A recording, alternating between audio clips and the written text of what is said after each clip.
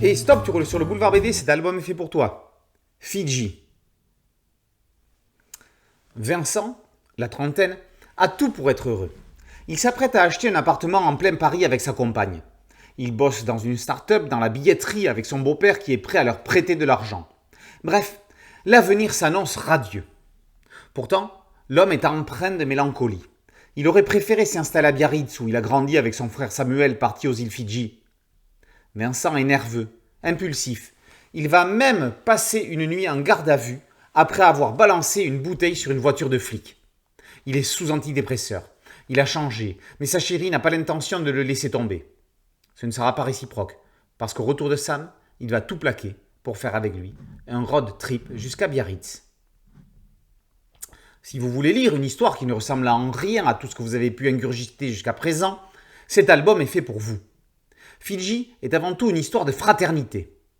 Deux frères se retrouvent après 1 an de séparation où tous leurs codes ont été déstructurés.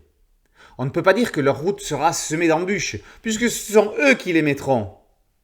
Entre intrusions illicites, rapines de commerce et rencontres opportunes, Sam et Vincent vont se retrouver, se chercher. Iront-ils jusqu'à se perdre ? Les auteurs, en tout cas, n'aident pas les lecteurs à s'y retrouver, mais tout ça est parfaitement conscient. Jean-Luc Cano prend le prétexte d'un road trip pour un récit d'introspection au plus profond des âmes tourmentées de deux frères. Le scénariste malin n'indique jamais au lecteur vers où l'intrigue va les mener. On s'attend à un récit psychologique, on attend la problématique. On cherche le thriller, il ne vient vraiment jamais. À quoi bon les Fidji ? À quoi bon Biarritz ? Simplement parce que l'un est de l'autre côté de l'océan de l'autre ? Cano, lui, sait très bien ce qu'il fait. Bien futé celui qui le devinera avant la fin, poignant à arracher des larmes. C'est dans la dernière scène que le lecteur peut ajouter la pièce qui tient l'ensemble du récit et comprendre tout ce qui s'est passé jusque-là. Une mise en scène incroyable. Bien loin des nains des guerres d'Aran, Pierre de Nigou s'empare de ses destins singuliers, cachant dans les regards les secrets, les angoisses et les joies et les doutes de la fratrie et des personnages qui gravitent autour, comme des dommages ou des sauvetages collatéraux. Le découpage, avec de nombreuses grandes cases, des planches muettes, donne un rythme singulier. L'album doit également beaucoup aux couleurs de Julia Pinchuk, qui ouvre et clôt le récit avec un coucher de soleil qui en dit très long. Chaque scène est habillée d'un ton qui marque le moment.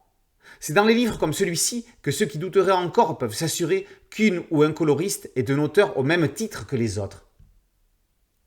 Fidji est de ces albums où on n'en est plus tout à fait le même après les avoir lus. Il démontre que la fraternité est plus importante que toute liberté et toute égalité. Encore plus poignant qu'on ne s'attend pas du tout au final. Fidji, par Cano et Gou, est paru aux éditions Delcourt. Boulevard BD, c'est un podcast audio, une chaîne YouTube et un site dédié. Merci de liker, de partager et de vous abonner. A très bientôt sur Boulevard BD. Ciao.